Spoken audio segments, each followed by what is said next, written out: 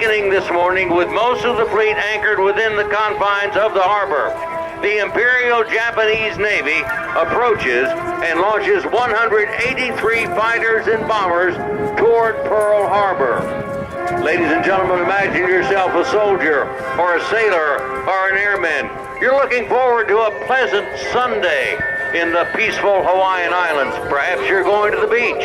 Perhaps you're going to take a hike up into the mountains and have a picnic with your girlfriend. You may be just going to kind of tidy up around the barracks and maybe on board ship and get ready for the next week. You had no idea what the Imperial Japanese Navy had planned.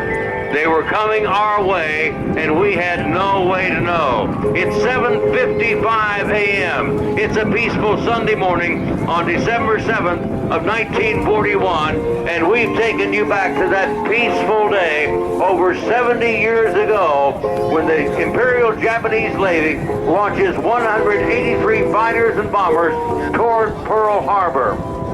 So confident are the attackers of total surprise that as they approach the island, the coded signal indicating a totally successful raid is flashed back to the carrier task force before the first bomb falls. Tora! Tora! Tora! Tiger! Tiger! Tiger! A single remote radar station had spotted the incoming raiders, but mistook them for a flight of B-17s due in from the mainland. The B-17 survived, and like America itself, find themselves in the middle of a war that had not been officially declared.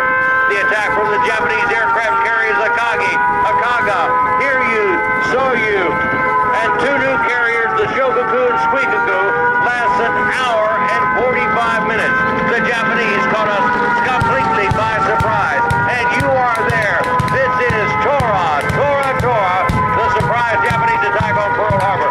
When the first bombs began to fall, Army Air Corps pilots Kenneth Taylor and George Welch were just returning from a night on the town and raced to their P-40 Warhawks. The planes were fueled and armed for aerial combat practice, and the pilots soon found themselves in the middle of the real thing. These two brave lieutenants caught up with the Japanese at Iwa, Marine Base and Auxiliary Field, close to Pearl Harbor. Taylor and Welch quickly ran out of ammo, landed at Wheeler Field, refueled, reloaded, and took off to fight again. These two brave pilots are credited with downing 6 Japanese aircraft before their own planes were disabled. The B-17s begin to arrive and find no place to land.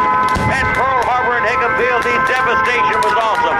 Along the eastern edge of Ford Island, a whole fleet of our ships lay at berth.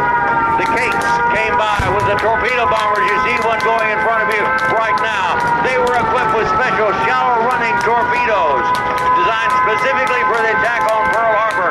You see, the shallow waters at Pearl Harbor would now allow the use of normal torpedoes. This one fact alone helped determine that this was an attack that had been planned well in advance. After the torpedo bombers came the Val dive bombers. You saw one just dive down a moment ago, armed with 1,600 armor-piercing shells, made for 16-inch battleship guns, but converted to aerial bombs. These planes dived down on the Nevada and the Arizona. Anti-aircraft fire veered the bombers away from the Nevada on the first wave, but the Arizona wasn't that lucky. A bomb stabbed the Arizona through her forward magazine and exploded, touching off more than 1 million pounds of gunpowder. You can imagine what it would have been like as the Vile dives down right now. A sailor on the Nevada was watching and saw the Arizona jump at least 15 to 20 feet up in the water and break in two. The ship sank in less than 3 minutes, forever entrapping 1,200 American servicemen in a watery grave. Yes, ladies and gentlemen, this is what it was like on that fateful Sunday morning, December 7th of 1941. You can imagine what it must have been like with 183 fighters and bombers of Japan's First Air Fleet. The Japanese Zeros on strafing runs. The Kate torpedo bombers dropping those shallow-running torpedoes high overhead. The Val dive bombers diving down with those special armor-piercing projectiles. Yes, this is Tora, Tora, Tora, the surprise Japanese attack on Pearl Harbor. At Bellows Field, on the northeast coast of the island, 4 U.S. Army Air Corps pilots were racing to their B-40s. B-17's trying to land. That B-17 just got one gear down. B-17 landing. He only got one gear down, simulating how the B-17 arrived and were shot at by friend and foe. Just as the P-40s were getting off the ground at Bellows Field, the Zeros appeared. One P-40 pilot was killed as he stepped into his cockpit. 200 P-40s were down just as they got off the ground. The flight of 16 B-17s from the mainland arrived and are attacked by the marauding Japanese Zeros.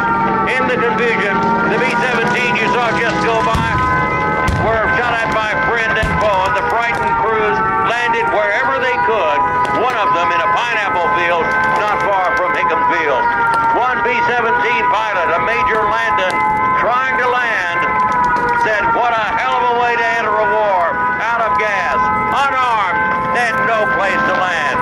8 of the B-17s actually made it to Hickam Field, adjacent to Pearl Harbor. Yes, ladies and gentlemen, you're witnessing a recreation of that surprise Japanese attack on Pearl Harbor. Tora, Tora, Tora, 183 fighters and bombers. You can see the Curtiss P-40 Warhawk simulating those two brave pilots that were able to get up into the air that day, but they weren't able to do much damage against 183 fighters and bombers of Japan's First Air Fleet. You see the Zeros continuing to do their strafing runs, while to the right, the Kate torpedo bombers diving down again, and high overhead, the Val dive bombers. Yes, this is Tora, Tora, Tora, the surprise Japanese attack on Pearl Harbor, and we've taken you back to that fateful day of December 7th, 1941. You are there. To your left, the B-17 coming in for one more attempted landing, simulating all of those B-17 pilots that were surprised at coming in from the mainland and finding themselves in the middle of a war that they had no idea had even started. Once again, only one gear down on the B-17 coming in from the left, looking for a place to land. Somebody shoot off a flare. Don't let the pilots land that B-17 with just one gear down. See if he can get the gear down on the other side so he can bring it down in a safe way. 8 of the 16 B-17s that came in from the mainland actually were able to land at Hickam Field.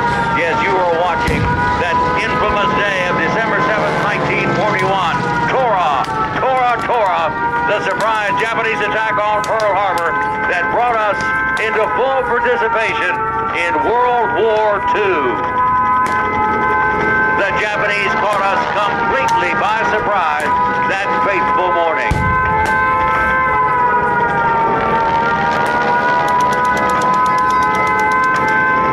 And you are there for that fateful morning. As you see the planes of the Tora, Tora, Tora group flying in front of you, you can imagine what it must have been like that fateful morning where there were 183 of the planes just like the ones you see in front of you right now, flying, pounding Pearl Harbor, Hickam Field, and all of the Hawaiian Islands. The Japanese caught us completely by surprise.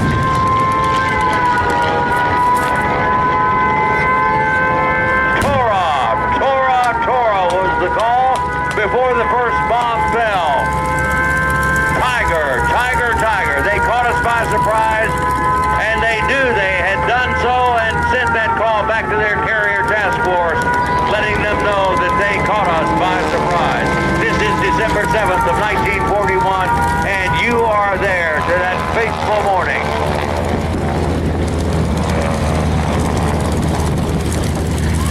Ladies and gentlemen, at the conclusion of the surprise Japanese attack on Pearl Harbor, more than half of America's entire naval fleet had been destroyed or damaged.